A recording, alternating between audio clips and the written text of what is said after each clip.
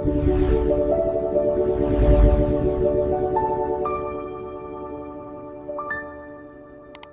রাত্রে মারা যাবো। কেন মারা যাবো? কারণ কি? আমার রাত্রে আমার হার্ট অ্যাটাক করবে। হার্ট অ্যাটাক করবে কারণ কি? কিসের জন্য হার্ট অ্যাটাক করবে? এর আগে তো আমার এইরকম বুক ধড়ফড় করেছে। তখন তো করেনি, এখন করবে কেন? প্লিজ আপনারা এই বিষয়গুলো একটু মাথায় রাখবেন। আপনারা প্লিজ আপনাদের কাছাকাছি দেখাবেন। Hi friend, walk your mind চ্যানেলে সকলকে স্বাগত জানাই। আজকে অ্যাকচুয়ালি একটা বিষয় নিয়ে আলোচনা করব যে আপনাদের যাদের অ্যাংজাইটি আছে বা এরকম ধরনের মানসিক সমস্যা আছে, আপনারা অনেকেই বলেন যে দাদা রাত্রে করে সমস্যাগুলো কেন বাড়ে? এই বিষয়ে আলোচনা করছি। আপনারা প্লিজ ভিডিওটা সম্পূর্ণ দেখবেন। ভিডিওটা যদি সম্পূর্ণ দেখতে পারেন তাহলে আপনাদের মধ্যে একটা ভুল ধারণা আছে, সেই ভুল ধারণাটা আপনারা অবশ্যই কাটিয়ে উঠবেন। এবং আপনারা যারা নতুন আছেন প্লিজ চ্যানেলটিকে সাবস্ক্রাইব করবেন, লাইক করবেন, শেয়ার করবেন। দেখবেন যে সমস্যাগুলো মানুষগুলো আছে তাদের কাছে ভিডিওগুলো পৌঁছাবে। আপনারা যদি সাপোর্ট করেন, লাইক করেন, শেয়ার করেন। এবং চলুন বিষয়টাকে আগিয়ে নিয়ে যাই। অ্যাকচুয়ালি আমরা সারাদিন আমাদের অ্যাংজাইটি থাকছে, আমাদের প্যানিক অ্যাটাক থাকছে, আমাদের বিভিন্ন রকম মানসিক সমস্যা থাকছে। আমরা কি করছি? সারাদিন মোবাইল ঘাটাঘাটি করছি। আমাদের বন্ধুদের সঙ্গে কথা বলছি, ফ্যামিলির সঙ্গে কথা বলছি। আমরা কোথাও যাচ্ছি, আমাদের ভালো লাগছে না তবুও আমরা মানুষের সঙ্গে কথা বলার চেষ্টা করছি। এগুলো যখন সারাদিন করি তখন আমাদের অ্যাংজাইটি লেভেলটা একটু কম থাকে। কিন্তু রাত্রে আমরা যখন একা থাকি তখন আমাদের পরিবেশটা কি হচ্ছে? নিরিবিলি থাকছে, শান্ত থাকছে। তখন আমাদের মন কি করে? আমাদের শরীরের প্রতি ফোকাস করে। যে এটা হচ্ছে, সেটা হচ্ছে, এগুলো বেশি খেয়াল করে।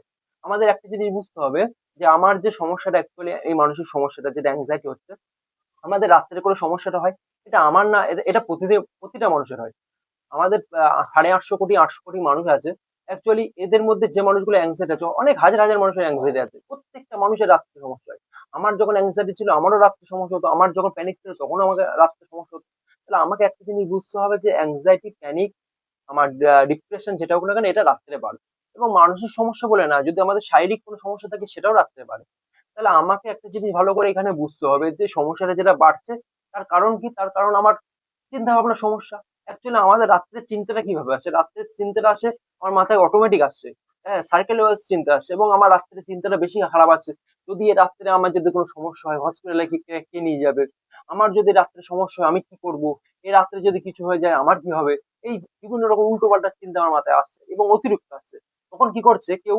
আ ফ্যামিলি কোনো মানুষকে নিয়ে তার পাশে নিয়ে ঘুমাচ্ছে।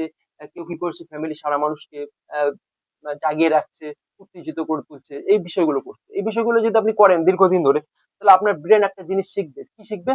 যে আমার এই সিম্পটম গুলো এলে আমাকে এইগুলো এক্টিভিটি গুলো করতে হবে। কিন্তু আপনাকে একটা জিনিস বুঝতে হবে যে এগুলো তো আপনার মেন্টাল একটা ডিসঅর্ডার। এগুলো আপনাদের একটা মনের একটা সমস্যা। তাহলে এর জন্য কেন আপনাদের ফ্যামিলিকে ডিস্টার্ব করবেন? এবং আপনি যদি দীর্ঘদিন ডিস্টার্ব করেন আপনার ফ্যামিলিকে, তাহলে আপনার ফ্যামিলি কি করছে? একদিন বলবে যে তোকে চল তোকে ডক্টরের কাছে নিয়ে যাই। ডক্টরের কাছে নিয়ে গেল। পরীক্ষা-নিরীক্ষা করলো, করার পরে যদি কোনো সমস্যা না পায়, তখনই আপনার ফ্যামিলি বলবে যে, "তুই ইচ্ছে করে করছিস। তোর এটা বদমাইশি।" তখন আপনার মনে আ আ মানে আরো বেশি খারাপ হয়ে যাবে। তাহলে আপনাকে একটা জিনিস বুঝতে হবে যে এনক্সাইটি যাদের হয় প্রত্যেকটা মানুষের রাত্রে এরকম সমস্যা হয়। আমারও হচ্ছে। এবং এই অ্যাংজাইটি থেকে বার হওয়ার জন্য আপনাকে অবশ্যই আপনার কাছাকাছি কোনো সাইকিয়াট্রিস্ট আছে, সাইকোলজিস্ট আছে, আপনাদের কাছাকাছি কোনো হোমিওপ্যাথি ফিজিশিয়ান আছে, আপনাদের কাছাকাছি কোনো কাউন্সেলিং আছে। আপনারা সেগুলোকে করুন, সেগুলো তাদেরকে দেখান। দেখালেই ঠিক হয়ে যাবে। আর অযথা আপনারা প্যানিক করবেন না। অযথা আপনারা সেই মানুষগুলোকে ফোন করে, "দাদা এটা হচ্ছে কেন? দাদা ওটা হচ্ছে কেন? দাদা এটা কেন হচ্ছে? দাদা ওটা কেন হচ্ছে?" এগুলো করবেন না। এগুলো করলে কি হয়? আপনার ব্রেইন শিখে যাবে যে এগুলো করলে কি হয়? আপনার ব্রেইন শিখবে যে আমার এই সমস্যাটা হলে আমাকে স্যারকে বলতে হবে। এই সমস্যা হলে আমাকে দাদাকে বলতে হবে। তাহলে এগুলো ঠিক না। আপনার এই যে বুক ধড়ফড়, আপনার এই যে মাথা ঘোরা, আপনার এই যে শরীরের দিকে মনোযোগ দেওয়া, এটা তো আগে হয়েছে। আপনার বুক ধড়ফড় করেনি? আপনি দৌড়ে আপনি ট্রেন ধরেছেন তখন আপনার বুক ধড়ফড় করেনি? দৌড়ে আপনি বাস ধরেছেন তখন আপনার বুক ধড়ফড় করেনি? আপনি টিউশনি পড়তে গেছেন, স্কুলে গেছেন, স্যার আপনাকে আ বকাবকি করেছে, স্যার আপনাকে মেরেছে, তখন আপনার বুক ধড়ফড় করেনি? ঠিক এই বুক ধড়ফড়টাও এক। বাট আমাদের ব্রেইন অ্যাকচুয়ালি মানে রিয়েল আর মানে ফেক, রিয়েল এবং ফেক এই দুটো বুঝতে পারে না। আমাদের ব্রেইন সামনে যেটা ঘটছে সেটাকে ওই সত্যি বলে ভেবে নেয়। আমরা যখন মুভি দেখি, অ্যাকচুয়ালি যখন মুভির মধ্যে কোনো একটা দুঃখের সিন হয় তখন আমাদের ব্রেন অটোমেটিক আমাদের হরমোনের পরিবর্তন করে আমরা দুঃখ পাই। আমাদের সামনে যে মুভিটা হচ্ছে সেখানে যদি কোনো আনন্দের সিন হয় অটোমেটিক আমাদের মন আনন্দ হয়ে যায়। আমাদের হ্যাপি হরমোন রিলিজ করে। ঠিক একইভাবে আমরা যখন দুঃখ পাই অটোমেটিক আমাদের হরমোন আ হ্যাপি হরমোন যেটা আছে সেরোটোনিন, ডোপামিন আছে সেটা ডাউন হয়ে যায়। তখন আমরা দুঃখ পাই। তখন আমাদের কর্টিসল হরমোনটা তখন বেশি রিলিজ করে। ঠিক আছে? আপনাকে একটা জিনিস বুঝতে হবে যে যা কিছু হয়ে যাক না কেন আমি তো কাউকে না কাউকে দেখাচ্ছি। যে সেই মানুষটা আমাকে যেভাবে বলছে আমি সেভাবে চলবো। আমার সমস্যা যেটা হচ্ছে আমি তো সেই মানুষটাকে বলেছি। যাকে দেখাচ্ছি তাকে তো বলেছি। সে তো দায়িত্ব নিয়েছে। তাহলে তার কাছে আমার মানুষ ঠিক হচ্ছে, আমিও তার কাছে ঠিক হবো। আপনাদেরকে এটা প্রথমে এটা বুঝে নিতে হবে যে সেই মানুষটার কাছে আমি দেখাচ্ছি, সেই মানুষটার কাছে আরো মানুষ দেখাচ্ছে, সেই মানুষটার কাছে মানুষ ঠিক হচ্ছে, তাহলে আমিও ঠিক হবো নিশ্চয়ই। আমি কেন ঠিক হবো না?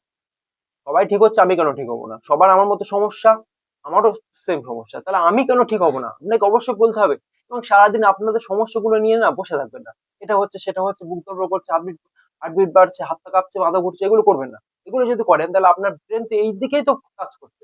আপনি যখন আগে কাজ করতেন, পড়াশোনা করতেন, আপনি দেখেছেন যে রাস্তায় বেড়াতে বেড়াতে বা বন্ধুর সঙ্গে কথা বলতে বলতে আপনার পড়া যেগুলো আপনি পড়েছেন সেগুলো মাথায় আপনার আসতো বা সেগুলো আপনি মনে মনে বলতেন। ঠিক একইভাবে আপনি যখন আপনার বুক ধড়ফড়ের কথা, আপনার পেটে ব্যথার কথা, আপনার ঘাড়ে ব্যথার কথা, আপনার পিঠে ব্যথার কথা, এগুলো যখন ভাবছেন, অটোমেটিক আপনার মন, অবচেতন মন এগুলো আবার রিপিট করছে। যত রিপিট করবে তত এটা গভীরে চলে যাবে। আপনার ব্রেন যত এটা প্র্যাকটিস করবে তত গভীরে যাবে, এবং গভীরে যদি যেতে শুরু করে তাহলে সমস্যাগুলো কি করছে, আরো বাড়ছে। সমস্যাগুলো কমার জায়গায় সমস্যাগুলো বাড়বে। এগুলো করবেন না। আপনারা সকালে উঠে মর্নিং ওয়াক করুন, আপনারা সকালে ব্রিদিং এক্সারসাইজ করুন, সকালে মেডিটেশন করুন, বিভিন্ন রকম অ্যাক্টিভিটি আছে, বিভিন্ন রকম যোগা আছে, সেগুলো করুন। আপনারা আস্তে আস্তে এই সমস্যা থেকে বেরিয়ে যাবেন। আজকে আমি বার হতে পেরেছি, আমার কাছে যারা ক্লাস করছে, আমার কাছে যারা কাউন্সেলিং দিচ্ছে তারা বার হতে পারছে, তাহলে আপনারা কেন বার হতে পারবেন না? আপনারা অবশ্যই পারবেন। একটু ধৈর্য রাখুন।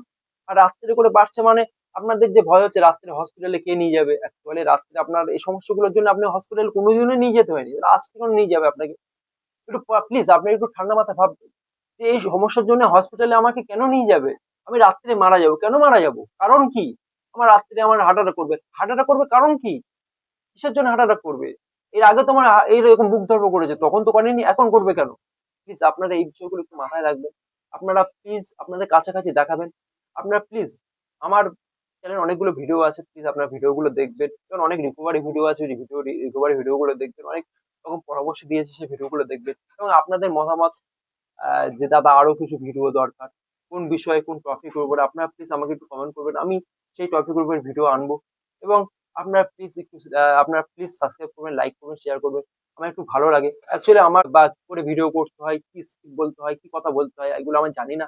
আমি যতটুকু বিষয় আছে আমি এই মানে কি বলবো, যতটুকু আমি পারি ততটুকুই আপনাদের সামনে তুলে ধরি। ঠিক আছে? আপনারা প্লিজ এগুলো করবেন। নেক্সট ডে আমি অন্য কোনো বিষয় নিয়ে কথা বলবো। বলে ভালো থাকবেন।